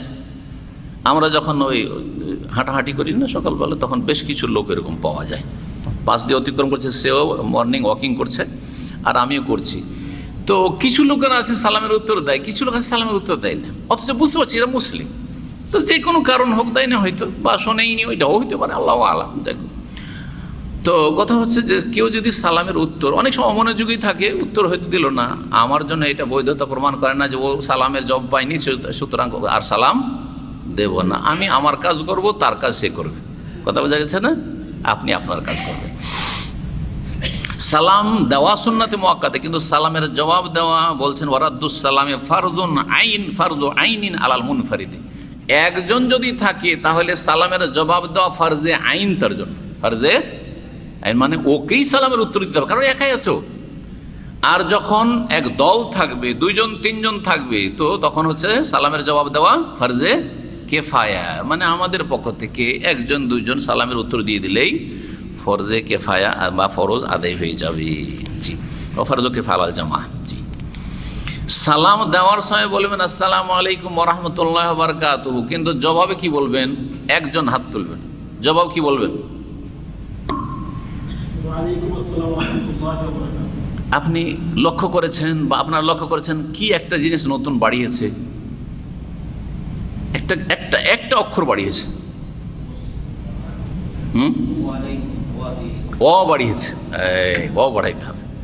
আসসালামু আলাইকুম, দেখেন আসসালাম কিন্তু ও নাই, আসসালামু আলাইকুম ওয়া রাহমাতুল্লাহি ওয়া বারাকাতুহু, কিন্তু জবাবে ওয়া আলাইকুম এবং এই ওয়াওটা বাড়াইতে হবে। কেউ যদি বলে আলাইকুম আসসালাম, না, ঠিক হলো না, এটা সুন্নতি কালেমা না। সুন্নতি বাক্য হচ্ছে ওয়া আলাইকুম আসসালাম ওয়া রাহমাতুল্লাহি ওয়া বারাকাতুহু। জি, বলছেন যে সালামের জবাবে ওয়াও বাড়ানোটা ওয়াজিব, ফুকাহারা বলেছেন ওয়া তুজাদুল ওয়াও ফি রাদ্দিস সালাম ওজুবান, ওয়াজিব। সুতরাং যখন ওয়াজিব তাহলে আলাইকুম আসসালাম বললে হবে না, কি বলতে হবে? ওয়া আলাইকুম আসসালাম ওয়া রাহমাতুল্লাহি ওয়া বারাকাতুহু। এতে বোঝা যাচ্ছে যে আমি সালামের জবাব দিচ্ছি, আমি সালামের ওয়াও যখন বলবেন এবং মানে তার আগে আপনি দিয়েছেন, আমি উত্তর দিচ্ছি। মহিলাকে সালাম দেওয়া যাবে কিনা অথবা মহিলার সালাম নেওয়া যাবে কিনা, সালামের অনেক মাসাইল আছে। সালাম নিয়ে আমি পড়াশোনা করে দেখেছি এবং আলোচনা এর আগে অনেক আগে একবার সালামের বিস্তারিত আলোচনা করেছি, কিন্তু দেখা গেছে না একটা আলোচনা যথেষ্ট না, 1-1.5 ঘন্টার আলোচনা সালামের জন্য যথেষ্ট না, কয়েকটা পর্ব আলোচনা করলে ডিটেলস আলোচনা হবে। হ্যাঁ, মহিলাকে সালাম দেওয়া যাবে বা মহিলা সালামের জবাব নেওয়া যাবে? একজন যে বলবে হাত তুলবে, হাত তুলে মহিলাদের সালাম দেওয়া যাবে। আবার সালাম দিয়ে অন্য কিছু না শুরু হয়। এই ছোট মুফতি, কিন্তু এটা আপনাদের মধ্যে সবচেয়ে ছোট মুফতি বলছে সালাম মহিলাকে দেওয়া যাবে। হ্যাঁ, অন্যরা বলেন কি হচ্ছে বুঝতে পারলাম না। না, মহিলা বলেছি, স্ত্রী তো বলিনি। নিজের স্ত্রীকে সালাম দেবেন, স্ত্রী আপনাকে সালাম দেবে, কোনো ইখতিলাফ নাই। মাহরামকে আজনবী মহিলা, বেগানা মহিলা, এখানে আমি একটা কথা লাগাইনি, এখন লাগিয়ে দিই। বেগানা মহিলাকে সালাম দেওয়া যাবে কিনা বা বেগানা মহিলার সালাম নেওয়া যাবে কিনা, ইখতিলাফ আছে। এটা একটা ভালো সুবিধাজনক উত্তর, শুনে রাখেন। কোনো মুফতিকে, এটা মুফতিদের হিকমত বলছি, কোনো মুফতি যদি মাসলা না জানা থাকে আর জিজ্ঞাসা করে নিয়েছে আর ওকে লোকেরা মুফতি বলছে, তো ওর জান বাঁচাবের উপায় কি জানেন? মাসলাটাতে একটু ইখতিলাফ আছে, মাসলাটাতে কি আছে? ইখতিলাফ আছে, আউযুবিল্লাহ, ইখতিলাফ আছে। খবরদার কোনো মুফতি এরকম কাজ করবেন না, এটা তরিকা না। ইখতিলাফ আছে, এটা আমি ইখতিলাফ জিজ্ঞাসা করিনি, আপনাকে জিজ্ঞাসা করেছি কোনটা ঠিক, হ্যাঁ, কোনটা সহি অথবা কোনটা রাজে, মরজু জিজ্ঞাসা করিনি আর গলতটা জিজ্ঞেস করিনি। কথা বোঝা গেছে না? ইখতিলাফ আছে। যদি আপনাকে জিজ্ঞাসা করি যে সূরা ফাতিহা নামাজে পড়া ফরজ ওয়াজিব নাকি জায়েজ নয় মুক্তাদির জন্য, বলবে ইখতিলাফ আছে, এটা উত্তর দেওয়া হইল না? সহিটা বলতে হবে, সহিটা বলতে। রফায়দান করা সুন্নাত না, বলছি ইখতিলাফ আছে ভাই, চলবে না? এই ফতোয়া চল, মুফতির কাজ এটা না। আপনাকে এখন ফতোয়ার জায়গায় জিজ্ঞেস করছি যে কি করা যায়। বেগানা মহিলা, বেগানা তার মানে বোঝা গেল মাহরাম মহিলাদের সালাম নিতে পারবেন, দিতে পারবেন না। মা, আপন খালা অথবা আপন ফুফু, তারপরে আপন বোন ইত্যাদি, যেগুলো মাহরাম স্থায়ী, যাদের সাথে বিবাহ শাদী আরাম, খুব সালাম দেন আর সালাম নেন, কোনো অসুবিধা নেই। কিন্তু বেগানা আজনবী, যার সাথে বিয়ে যে কোনো সময় জায়েজ, এখন জায়েজ না হইলেও একটা যে বাধা আছে, যে কোনো সময় সরে গেলে জায়েজ হবে। যেমন ভাবির সাথে বিবাহ জায়েজ, এখন জায়েজ নয় কারণ বিবাহ বন্ধনে আছে সেজন্য, কিন্তু ভাই মারা গেলে অথবা ভাই তালাক দিলে জায়েজ। দুলা ভাই, শালি সালাম নেওয়া যায়, সালাম দেওয়া জায়েজ। এগুলো হচ্ছে মাসালা, মনে রাখতে হবে, কারণ এগুলো তো সালাম দিয়ে থাকি আমরা আর নিয়ে থাকি। জি হ্যাঁ, চাচির সালাম, মামানির সালাম, এগুলো তো কোনো ব্যাপার না, সালাম দিতে হবে। ভাগিনা সালাম দিল না, ভাগিনা, অথচ আজ বেগানা মহিলা সে শরীয়তে, মামি, চাচি, বেগানা মহিলা, চাচি, নিজের ছেলের মতো মানুষ করেছি, এখন না হয় বড় হয়েছে, বলে না? আপনাদেরকে কি আমাকে কত চাচি বলেছে, বাবা তোমাকে কোলে পিঠে করে মানুষ করেছি, আঞ্চলিক ভাষা বলছি, তোমাকে কোলে পিঠে করে কত মানুষ করেছি, আর আজকাল তুমি এত বড় মানুষ হয়ে গেছে, তোমার সামনে আসতেই লজ্জা পাই। এটা অনেক চাচিরা আমাকে বলে। কি বললাম? বেগানা মহিলাটা বুঝিয়ে দিলাম যে বেগানা কারা, যাদের সাথে যে কোনো সময় বিয়ে জায়েজ। চাচির সাথে এখন বিয়ে জায়েজ নয়, কিন্তু চাচা তালাক দিলে তো মারা গেলে জায়েজ। হ্যাঁ, এইরকমই যতগুলি আছে। এমনকি বিবাহিতা মহিলার সাথে বিবাহ জায়েজ নয়, যে কোনো বিবাহিতা মহিলার সাথে বিবাহ জায়েজ নয়, তো সেটা কি বেগানা নয়? কিন্তু সেই ব্যক্তির বিবাহ বন্ধন টুটে গেলে, অর্থাৎ তালাক হয়ে গেছে অথবা স্বামী মারা গেছে, তার উপরে ওকে বিয়ে করা জায়েজ।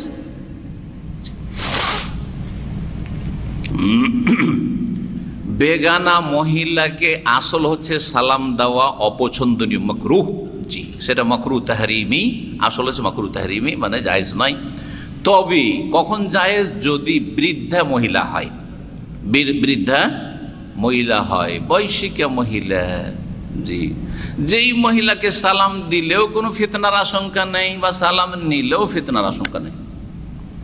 রাস্তাঘাটে বুড়ি দাদি বয়সের, 60 বছরের বুড়ি, মানে 60 বছরের ওপরে হয়, 60, 70, 80 এইরকম, 60-এর নিচে না।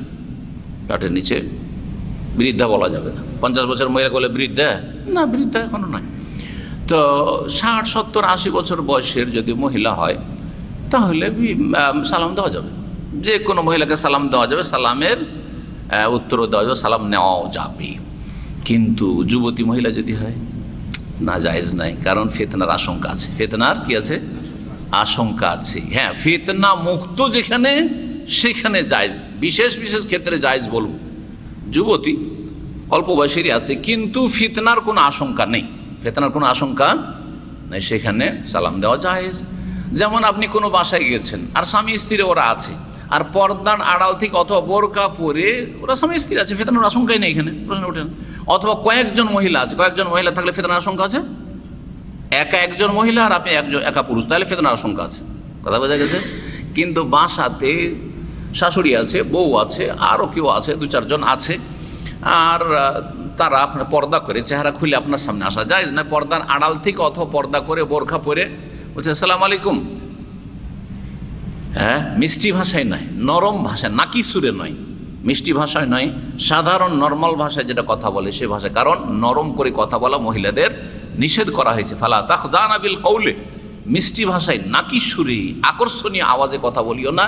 ফায়াতমা আল্লাযী ফী কলবিহি মারাদ, না হলে যার অন্তরে রোগ আছে, জেনা ব্যভিচার রোগ আছে, সে লোভ লালসা করবে যে এর সাথে লাইনঘাট করা যেতে পারে, বোঝাপড়া হইতে পারে। তখন এই সালাম কালামে পৌঁছাবে, কালাম তখন আর কিছুতে পৌঁছাবে, আর কিছুতে পৌঁছাবে, কত দূর পর্যন্ত নিয়ে চলে যাবে। হ্যাঁ, বোঝা গেছে না? চ্যাটিং করতে করতে ফাইটিং শুরু হয়ে যাবে। জি, আজকাল চ্যাটিংয়ের ফিতনার যুগে ফাইটিং শুরু হয়ে যাচ্ছে। জি, আউযু বিল্লাহি মিনাশ শাইতানির রাজিম। কি বলছিলাম? মাসলা কি বলছিলাম? বেগানা মহিলা যদি বৃদ্ধা হয় তো কোনো ইখতিলাফ নেই, সালাম দেওয়া যাবে। কিন্তু বাকি যুবতী মহিলাদের আসল হচ্ছে সালাম দেওয়া যাবে না, সালাম নেওয়া যাবে না। কিন্তু যদি ফিতনার আশঙ্কা না থাকে, তাহলে সেখানে সালাম না দিলে সেখানে ভুল বুঝাবুঝি হবে, বা সালাম না নিলে সালাম নেওয়া যাবে। ফিতনার আশঙ্কা বিভিন্ন জায়গায়, ফিতনার আশঙ্কা নেই। কয়েকজন মহিলা আছে, ফিতনার আশঙ্কা নেই। তো অথবা স্বামী স্ত্রী আছে, কোনো ফিতনার আশঙ্কা নেই। ভাই বোন 2 জন আছে, সালাম আলাইকুম ভাই। জি, কোনো অসুবিধা আছে? ছেলে আছে বড়, 15 বছরের ছেলে, 14-15 বছর, প্রায় সাবালক ছেলে আছে, আর মহিলা বলছে সালাম আলাইকুম ভাই, দেবরকে বলছে বা ভাসুরকে বলছে, অথবা দুলা ভাইকে বলছে, দুলা ভাই সালাম আলাইকুম। জায়েজ না? জায়েজ আছে। যদি অল্প বয়সের মেয়ে সালাম দেয়, পর্দার আড়াল থেকে দেবে, আর পর্দা সবচেয়ে ভালো যে পর্দা, আর চেহারার পর্দা যদি সামনাসামনি কাছাকাছি হয়, তাহলে আপনার বোরখা পরে, আর তাতে যেন সালামের ওপর অতিরিক্ত অপ্রয়োজনীয় কথা না বাড়ে। এইরকম টেলিফোনে কেউ মাসলা মাসাইল জিজ্ঞাসা প্রয়োজন, টেলিফোনে আমাকে মাসলা জিজ্ঞাসা করবে আর সালাম দেওয়া জায়েজ নাই, বলবো মাকরু? না না, মোটেই না। আগে সালাম দেবে, তারপরে জিজ্ঞাসা করবে। ফিতনার আশঙ্কা নেই, কিন্তু যদি ফিতনার আশঙ্কা থাকে তাহলে সেখানে মাসলাও বলা যাবে না এরকম, আর সালামও দেওয়া যাবে না, সালামও নেওয়া যাবে না, এটাও মনে রাখেন। তখন বলতে হবে যে না, আপনি টেলিফোনে মাসলা জিজ্ঞেস করবেন না, আপনি লিখিত ভয়েস মেসেজ দিও না, লিখিত পাঠান। যেখানে দেখছেন ভয়েস মেসেজও ফিতনা হইতে পারে, অনেক সময় অনেক মুফতির জন্য ভয়েস মেসেজ কোনো মহিলার শোনা আর তার উত্তর দেওয়া এটাও ফিতনার কারণ। তখন বলে যে তোমার জন্য এটা জায়েজ নয়, কি করো, লিখে পাঠাও, প্রশ্ন লিখে পাঠাও, লিখিত দাও, আমি লিখিত উত্তর দেবো। জি। অথবা ভয়েসে উত্তর দিলে পুরুষের ভয়েস অসুবিধা নেই, কিন্তু মহিলার ভয়েস অনেক সময় ফিতনার কারণ হতে পারে। আল্লাহ যেন সবার হেফাজত করেন। রাস্তাঘাটে আমি জীবনের প্রথম যেই জায়গায় শিক্ষকতা করেছিলাম মদিনা ইউনিভার্সিটি আসার আগে, সেখানে মহিলারা সালাম দিত, কিন্তু বিশেষ করে আলেম ওলামাদেরকে, মাদ্রাসা শিক্ষকদেরকে সালাম দিত। এটা আমাদের এলাকায় নাই। তা আমাদের এলাকা থেকে 40 কিলোমিটার দূরে আমি প্রথম শিক্ষকতা করি। তো ওখানে মালদা টাউনের পাশে শেখ সেলিম জানে, বুধিয়ার বাউপুর দুটো মাদ্রাসা আছে, দাওরা মাদ্রাসা। এতে দুই মাদ্রাসাতে আমি একসময় চাকরি করেছি। জামিয়া সালফিয়া পড়ার পরেও 2 বছর থেকেছি মদিনা আসার আগে, আর তার আগেও জামিয়া সালফিয়া আসার আগেও দাওরা ফারেকের পর 2 বছর থেকেছি। তো এই এলাকাগুলিতে মহিলার রাস্তা দিয়ে হাঁটছে, বোরখা থাক আর নাই থাকে, বোরখার প্রচলন তো খুব কমই ছিল সেই যুগে, একটু পর্দা করে থাকে, ঘুমটা টেনে থাকে, কিন্তু সালাম আলাইকুম এই সালামটা দিয়ে টান দিয়ে চলে যায়, বেশি কথাবার্তা নাই। এই সালামের প্রচলনটা ছিল। আলেমরাও তখন উত্তরটা দিত ওয়ালাইকুম আসসালাম। এরকম রাস্তাঘাটে খোলা, অনেক লোক যাতায়াত করছে আর সাইড থেকে হাঁটছে আর সালাম আলাইকুম দিয়ে চলে গেল, কোনো অসুবিধা নেই। কিন্তু এই সালাম যদি আবার দেখা সাক্ষাতের সুযোগ করে দেয়, অথবা আর অন্য কোনো মানে শয়তান ওখানে অন্তরে বাসা বানাবার যদি সুযোগ পাই, তাহলে তখন বলবো যে না, জায়েজ। জি।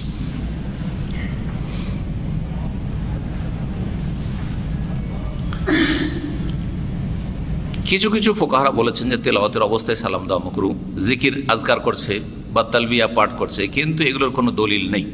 জি। হাদিস বয়ান করছে, যেমন হাদিসের আলোচনা করছি, অথবা কোনো খুতবা বক্তব্য করছে, অথবা ওয়াজ নসিহত করছে, তা সেই সময়গুলোতে সালাম দিলে ডিস্টার্ব হয়। হ্যাঁ, এগুলো ঠিক আছে ফোকাহাদের কথা, কিন্তু তেলাওয়াত করছে সালাম দেওয়া যাবে না, জিকির আজকার করছে সালাম দেওয়া যাবে না, না কোনো অসুবিধা নেই।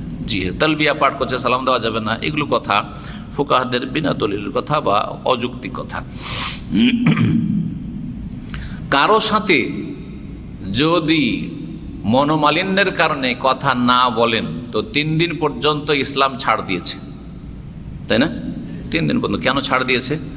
মাথাটা ঠান্ডা করার জন্য, কারণ সাথে সাথে ঠান্ডা নাও হইতে পারে, কিন্তু 3 দিনে মোটামুটি অধিকাংশ লোকের মাথা ঠান্ডা হয়ে যাবে। ব্যতিক্রম কিছু আছে যাদের রাগ দেরিতে উঠে দেরিতে যায়, অথবা তাড়াতাড়ি উঠে কিন্তু যাওয়ার সময় যেতে চায় না, এইরকম কিছু বদ চরিত্রের লোক আছে, ওদের কথাটা ব্যতিক্রম। কিন্তু এমনি নর্মালি অধিকাংশ মানুষের আল্লাহ এভাবেই পয়দা করেছেন যে 3 দিনের মধ্যে রাগ যতই হোক না কেন ঠান্ডা হয়ে যাবে। সেই জন্য 3 দিন পর্যন্ত অনুমতি দেওয়া হয়েছে। তারপরে মাথাটা ঠান্ডা করে এখন সালাম দাও, সালাম নেও। কথা বোঝা গেছে? আচ্ছা, কথা বলা জরুরি নয় যে বেশি কথা বলতে হবে, জরুরি নয়, কিন্তু সালাম দিতে হবে। কিন্তু কি করতে হবে? সালাম দিতে হবে, নিতে হবে। কেউ যদি সালাম দিয়ে দেয় বা সালামের উত্তর দিয়ে দেয়, তাহলে সে তার সাথে সম্পর্ক সাবিক করে নিল, সম্পর্ক আর খারাপ নাই বলতে হবে। লা হিজরানা বাদা সালাম। জি। যে সম্পর্ক ছিন্ন হয়ে গেছিল, সালাম দিলে সেটা আর থাকে না। সালাম দেওয়া মানে তার সাথে আমার সম্পর্ক এখন স্বাভাবিক আছে। প্রয়োজন হলে আমিও কথা বলতে পারি, কারণ সালাম বিনিময় হচ্ছে, আর প্রয়োজন হলে সেও আমার সাথে কথা বলতে পারে। জি।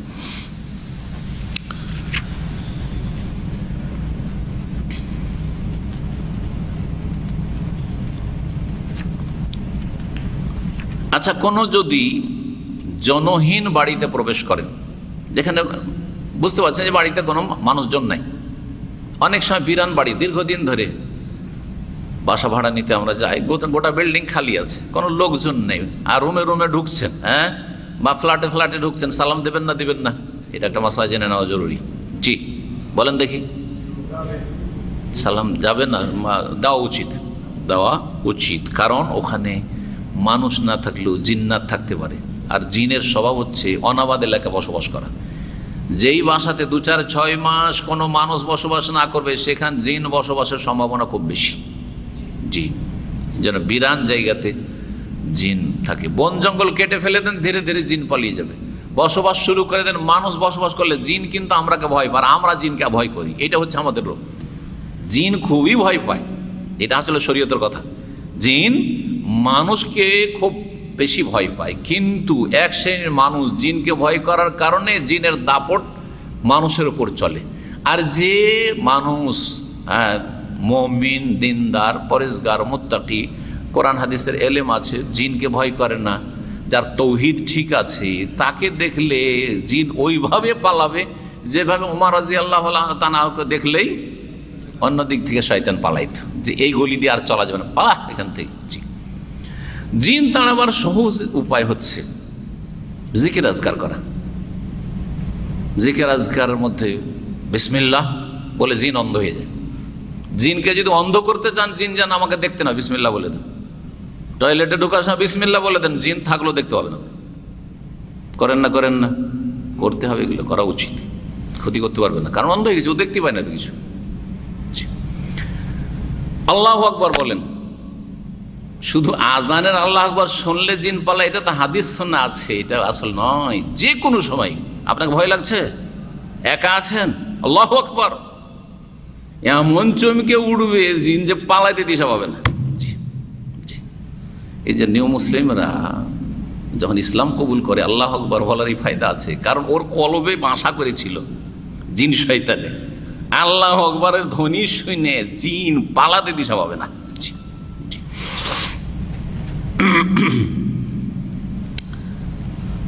তো যে কোনো জায়গায় যদি বাড়িতে কেউ না থাকি, খালি বাড়িতে প্রবেশ করেন, তো এই ক্ষেত্রে সালাম দেবেন। কিন্তু ফোকাহারা বলেছেন এই ক্ষেত্রে যেহেতু আপনি জানছেন যে কোনো লোকজন নেই, আমি কিন্তু আসসালামু আলাইকুমই বলি।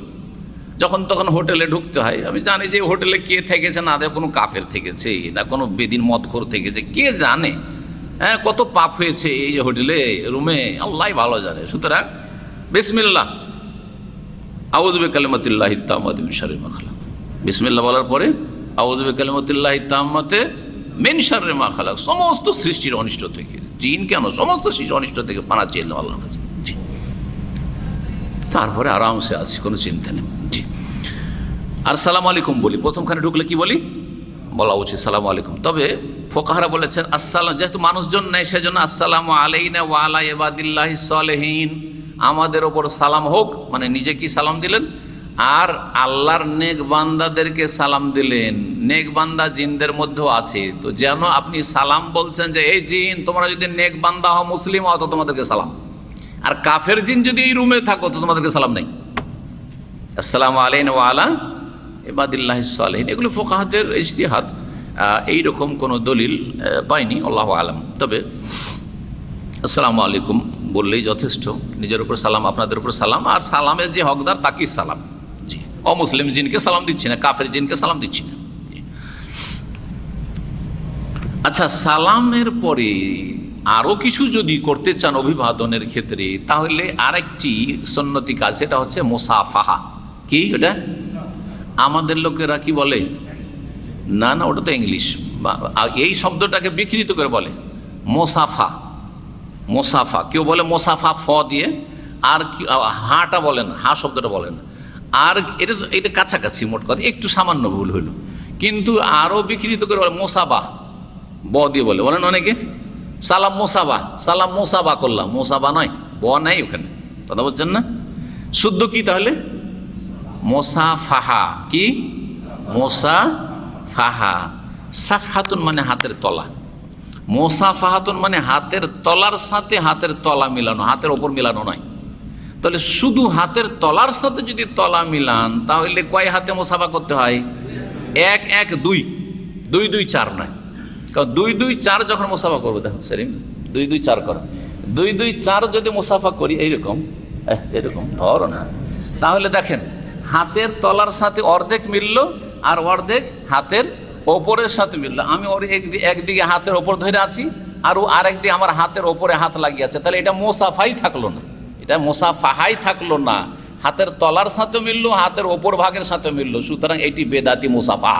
এটি হচ্ছে সুন্নতি মুসাফা না, এটি হচ্ছে বেদাতি মুসাফা। ভালো করে শুনে রাখেন, সুন্নতি মুসাফা সাফহাতুন, তার সাথে সাফহাতুন লাগানো, এটা হাতের তালুর সাথে বা হাতের তলার সাথে তলা লাগানো, এটা হচ্ছে মুসাফাহা। সাফাহা ইউসাফিহু মানে হাতের তলার সাথে হাতের তলা লাগাইলাম, জি।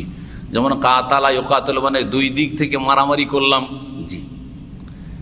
দারাবা ইউদারিবু মানে মারামারি করলো, হ্যাঁ, একজন অপরজনকে মারলো, ও মারলো, ও মারলো, জি। মুশারাকা।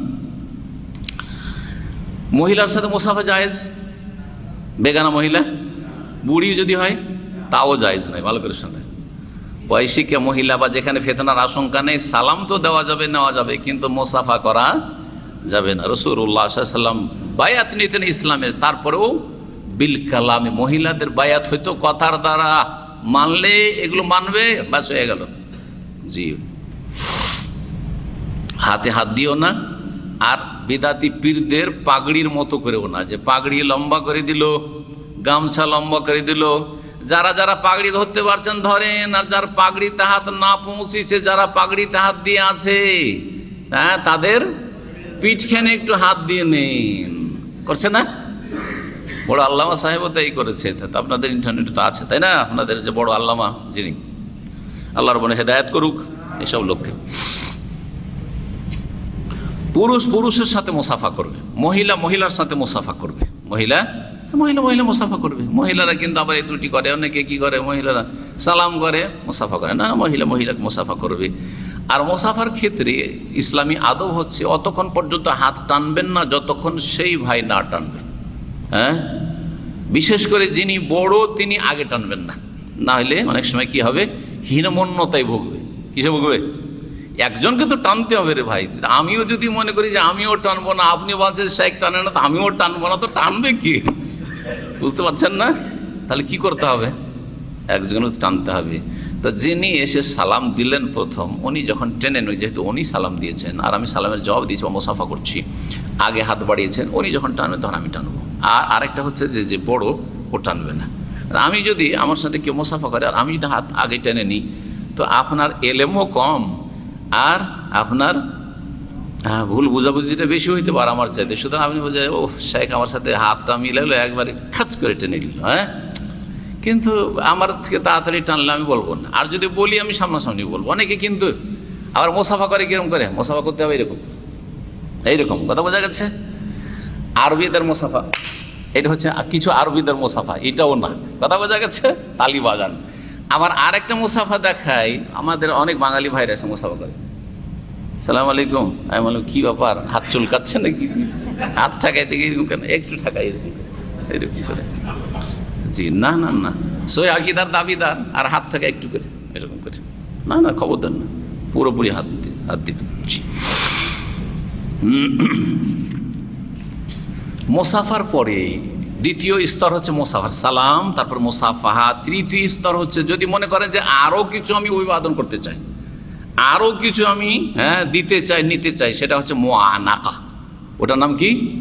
মুআনাকা শব্দটি, অনক থেকে, অনক মানে গর্দন, তো গর্দনে গর্দন লাগানো, এটা হচ্ছে মুআনাকা। তো গর্দনে গর্দন লাগানো, গালে গাল লাগানো নয়, এটা আদাত আরবদের। আর পেটে পেট লাগানো নয়, যেটা আমাদের দেশীয়।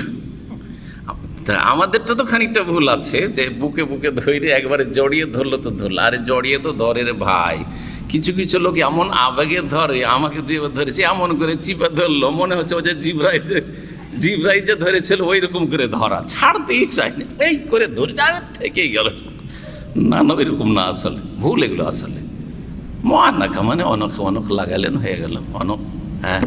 কাঁধে কাঁধ, পেটে পেট না, বুকে বুক না, এরকম না করাই উচিত আসলে। আর শুধু গালে গাল না, ওইটাও না, এটাও আমি পছন্দ করি না। কিন্তু যাদের আদাত আছে, অভ্যাস আছে, তাদের সাথে হয়তো হয়ে যাচ্ছে, সেটা আলাদা কথা। এরপর যদি আরও অতিরিক্ত করতে হয়, বিশিষ্ট ব্যক্তি, সবার সাথে না, এটা সবার সাথে না, বিশিষ্ট ব্যক্তিদের ক্ষেত্রে, সেটা হচ্ছে বাপ মায়ের ক্ষেত্রে অথবা ওস্তাদের ক্ষেত্রে, বড় বড় আলেমদের ক্ষেত্রে, এটা করা যেতে পারে। সেটা হচ্ছে তাকবিলুর রাসে ওয়াল ইয়াদি লে আহলিল ইলমে ওয়াদ দ্বীনে। বলছেন ভাষ্যকার যে মাথায় চুমা দেওয়া বা কপালে চুমা দেওয়া, মাথায় মানে কপালটা মাথার একটা অংশ, হয় মাথায় চুমা দিলেন, না হয় কপালে চুমন দিলেন, আর না হলে কিসে চুমন দেওয়া, পায়ে চুমন দেওয়া নয়, পায়ে চুমন দেওয়া বিদাত। পায়ে চুমন দেওয়ার হাদিস যে আদাবুল মুফরাদ আছে, সেটা সহি হাদিস নয়, জয়ীফ, এবং এটি একটি বিদআত, জায়েজ না। এটি অতিরঞ্জন বাড়াবাড়ি মানুষের ক্ষেত্রে, যেটাকে কদম বসি বলে। কদম মানে পা, আর বসি মানে চুমা দাও, ওই যে পায়ে চুমা দাও, তো পায়ে চুমা দাও বিদআত, এবং হাদিস জয়ীফ, সহি নয়। এই আমল করবেন না। যেটাকে হিন্দুরা বলে পায়ের ধুলি নেওয়া বড়দের, আর ওইটাই মুসলিমরা করে, শুধু নাম বদলে দিয়ে কদম বুসি করা, কদম বুসি। জি, না না, করবেন না, বিদআতি কাজ। কিসে চুমন দেবেন? হ্যাঁ, মাথায়, কপালে অথবা হাতে দেবেন। জি হ্যাঁ, গালে চুমন না। গালে চুমন কাদের, এটা শুনে রাখেন। আপনার নিজেরও যদি মেয়ে হয়, ছেলে হয়, যেগুলো নাবালক, একবারে নাবালিকা, সেগুলোর, সাবালিকা মেয়ের জায়েজ নয়। জি হ্যাঁ, সাবালিকা মেয়ের, আপনার নিজের মেয়ে হলেও জায়েজ নয়। জি হ্যাঁ, এই বিষয়গুলি অনেকে বুঝে না, যদিও হয়তো আমাদের দেশে নাই, কিন্তু এগুলো এলেম হাসিল করা জরুরি। ছোট্ট মেয়ে, আপনার মেয়েটা যতদিন পর্যন্ত 10 বছর বয়স ছিল, ততদিন পর্যন্ত আপনি আদর স্নেহ করে আপনি চুমন দেন, আপনি কোলে বসান, আদর স্নেহ চুমন দেন।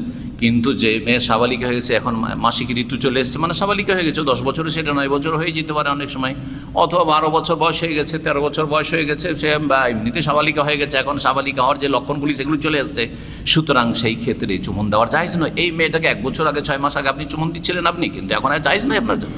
জি।